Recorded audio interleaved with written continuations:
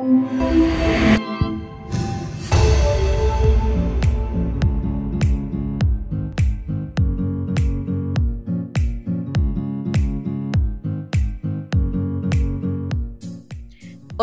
mi nombre es Claudia Plasencia y soy egresada de la carrera de Ciencia Política y Gobierno. El título de mi tesis es El activismo religioso conservador en las calles, la estrategia de movilización de las iglesias del movimiento misionero mundial contra la ideología de género en el periodo del 2016 y el 2019.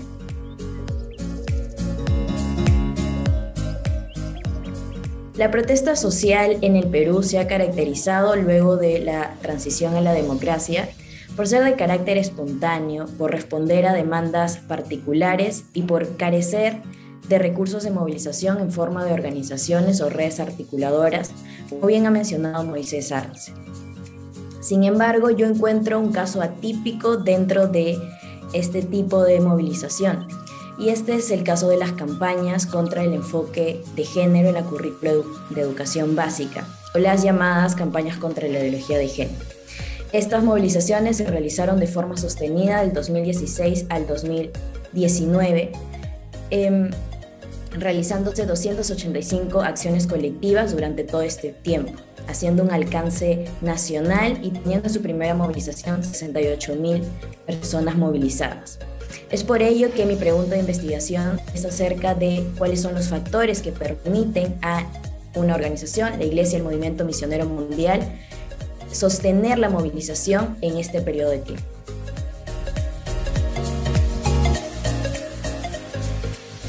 Ahora, la pregunta que salta es ¿por qué la Iglesia del Movimiento Misionero Mundial? Y en ese sentido es parte de mi estrategia metodológica. Al principio yo realizo una tipología de las diferentes estrategias llevadas a cabo por el movimiento antigénero en el Perú, encontrando que hay 4. La estrategia formativa, la estrategia mediática, la estrategia institucional, la de movilización. Yo encuentro que también existe una división del trabajo en estas diferentes iglesias evangélicas conservadoras, y me enfoco en el caso dentro de la estrategia de movilización del movimiento misionero mundial, debido a que se convierten en el núcleo movilizador del movimiento antigénero. En ese sentido, realizo un estudio de caso a profundidad de la Iglesia del Movimiento Misionero Mundial. Mi investigación realiza 2 tipos de recojo de información. Uno, al nivel de micromovilización, para entender las dinámicas internas y cómo esto se conecta con la movilización a través de la observación participante y las entrevistas a profundidad. En una segunda parte, me enfoco en entender las dinámicas de la misma institución religiosa, haciendo una revisión de archivo y de los medios digitales con los que cuenta la Iglesia del Movimiento Misionero.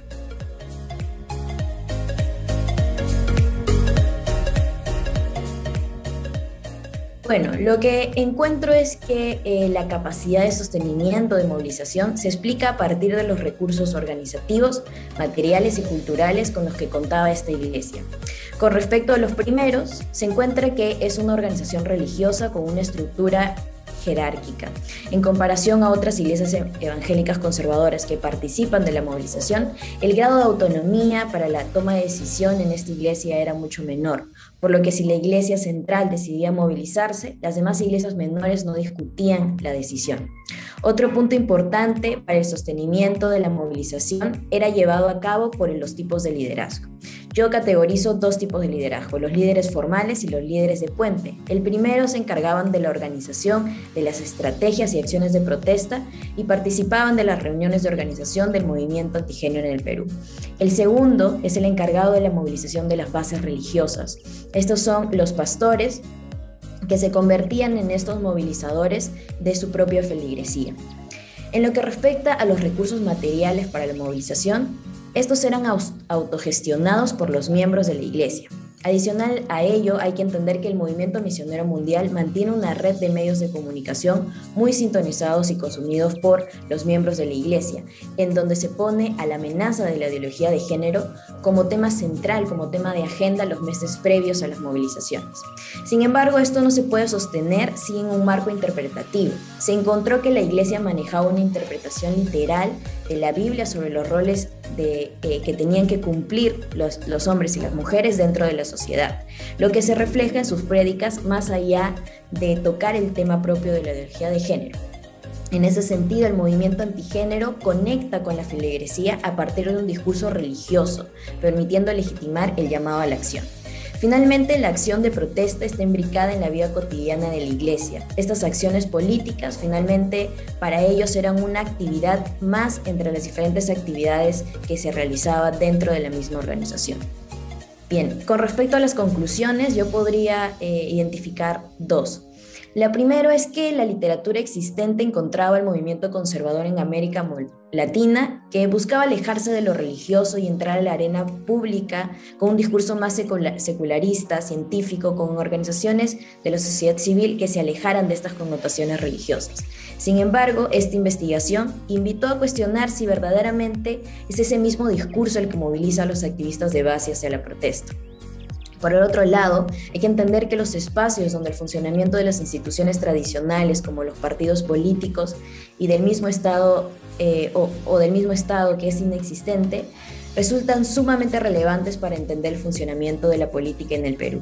Ahí la alta institucionalidad que manifiesta una organización religiosa a través de sus cuadros, de sus liderazgos, de la capacidad de organización y un discurso compartida, permiten que la ciudadanía se sume a objetivos de un movimiento antigénero que responde a su concepción del mundo y de la institución a la que pertenece. En esa línea se debe entender que hay que tomar en cuenta que la religión aún moldea la actividad política de un sector de la ciudadanía en el Perú y que debe ser considerado en los estudios de democracia.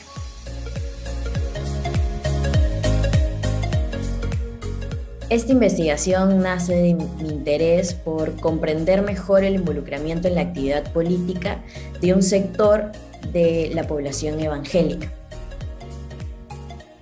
Y es que encuentro que hay un desafío muy importante al investigar este tipo de fenómenos. La presencia del investigador o de la investigadora debe guardar responsabilidad con las y los sujetos con el fin de no generar mayor división y polarización con su presencia. Y esto debido a que al realizar la observación participante, uno mantiene una relación por un periodo de tiempo con los sujetos que finalmente les permite realizar la investigación. Bueno, las y los invito a revisar mi tesis y a que sigan investigando acerca de religión y política, del activismo conservador, que aún es un tema vigente en la actualidad. Y también a que en este contexto puedan probar nuevas técnicas, nuevas formas de recojo de información, y este camino es difícil, pero verdaderamente les va a traer mucha satisfacción.